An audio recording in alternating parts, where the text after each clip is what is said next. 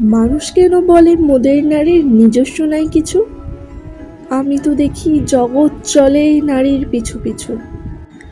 বাপের ঘরে লক্ষ্মী আমি, স্বামীর ঘরে অন্নপূর্ণা, ছেলের ঘরে জননী আমি, আমি ছাড়া সংসার অসম্পূর্ণা। আমার থেকেও আপন করতে আর কি কেউ পারে?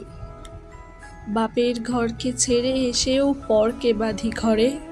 গোত্র থেকে গোত্রান্তর যদিও আমি হই, তবুও যেন জননী রূপে সকল দুঃখ সই। ভারত মাতা সেও নারী, নারী জগৎধাত্রী। নারী হলো এ জগতের সবার জন্মদাত্রী। পুরুষতান্ত্রিক সমাজ তাই পুরুষকে বড় করে।